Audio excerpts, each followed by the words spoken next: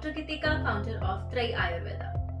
आज हम बात करेंगे मेल इनफर्टिलिटी पर। मेल इनफर्टिलिटी समय के साथ बढ़ती ही जा रही है। काफी महंगे इलाज के बाद भी कई घर सूने रह जाते हैं। पर आज मैं आपसे आपकी ही मुलाकात करवाऊंगी ताकि आप बेझिझक अपनी इनफर्टिलिटी का कारण जान सके और कैसे इसे नेचुरल तरीकों से ठीक करना है ये भी समझ सके। सबसे पहले हम इनफर्टिलिटी को जानेंगे कि ये है क्या। पुरुषों में रोजाना लगभग 1800 स्पर्म्स बनते हैं। ये स्पर्म्स टेस्टिस में स्पर्मेटोजेनेसिस के प्रोसेस से बनते हैं। टेस्टिस द्वारा टेस्टोस्टेरोन हार्मोन भी रिलीज होता है जो कि स्पर्म फॉर्मेशन में काफी मदद करता है। टेस्टिस शरीर के बाहर होते हैं जिनका टेम्परेचर शरीर के टेम्परेचर से 1 से 2 डिग्री कम होता है ताकि स्पर्म्स ढंग से एल्केलाइन एनवायरनमेंट में बन सके।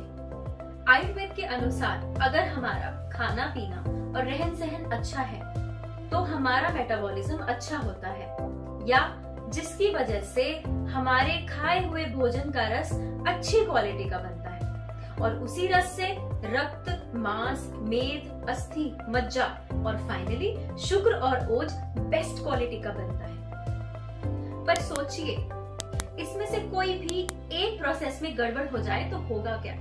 होगा ये कि शुक्र और ओज यानी इम्यूनिटी नहीं बन पाएगी, जो कि नपुंसकता का बहुत बड़ा कारण है। आजकल की बढ़ती सेडेंटरी लाइफस्टाइल की वजह से मेल इनफर्टिलिटी बढ़ती ही जा रही है।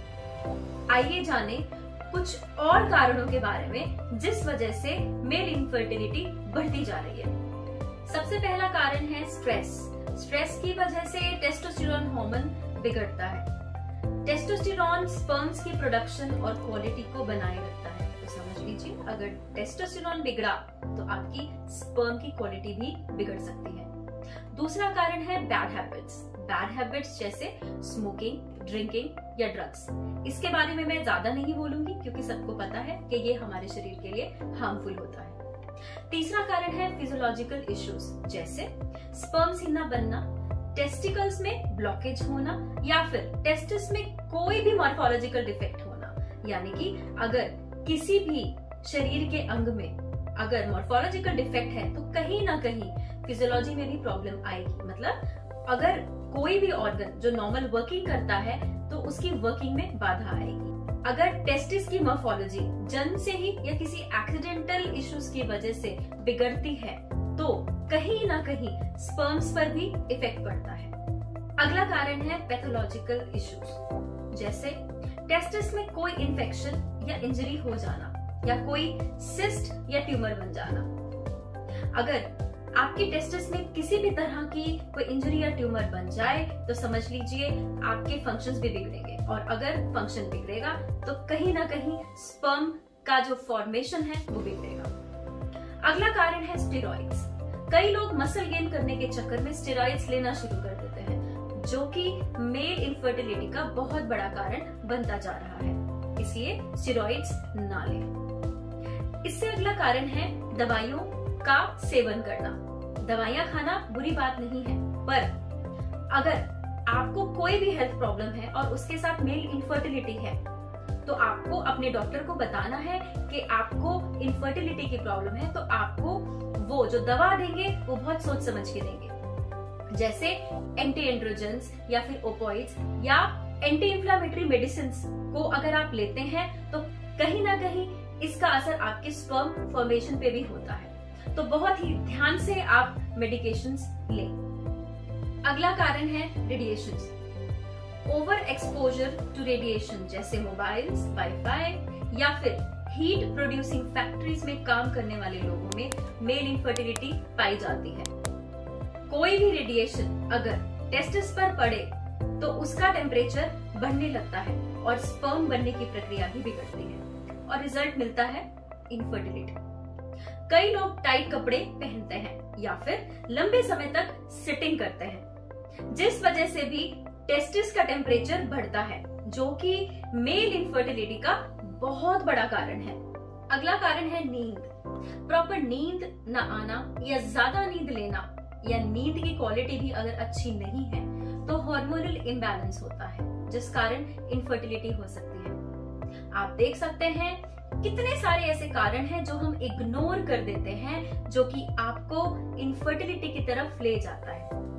आइए जानें कैसे हम खुद को स्वस्थ बना सकते हैं और कैसे हम इनफर्टिलिटी को खुद से दूर भगा सकते हैं। सबसे पहले अपना पाचन सुधारें और अच्छी डाइट लें, जो कि vitamin D, vitamin A, antioxidants और प्रोटीन रिच फूड से भरपूर हो, जैसे ग्रीन लीफी वेजिटेबल्स, अनार, सेब, चुकंदर, गाजर, सोक्ड सीड्स या फिर नट्स।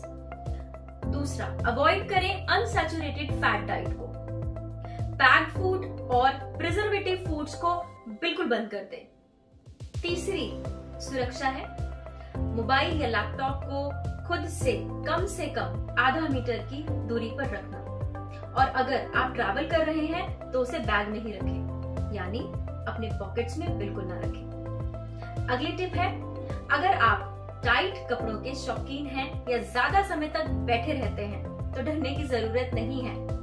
आप अपने टेस्टिस को नॉर्मल पानी से दिन में 2 से 3 बार धोएंगे तो टेस्टिस का जो टेम्परेचर है वो अकॉर्डिंगली मेंटेन होगा, एल्कलाइन टेम्परेचर मेंटेन होगा, पीएच मेंटेन होगा और आपके स्पर्म्स सुरक्षित रहेंगे।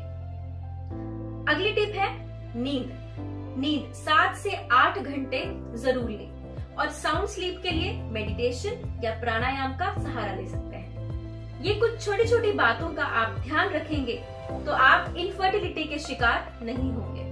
अब हम बात करेंगे सीमन एनालिसिस पर। जब भी इनफर्टिलिटी की बात हो तो सीमन एग्जामिनेशन करवाया जाता है, जिसमें टोटल काउंट, मोर्टालिटी, मॉर्फोलॉजी जैसे फैक्टर्स को एनालाइज किया जाता है। अगर आपका स्पर्म काउंट कम आए तो घबराए नहीं।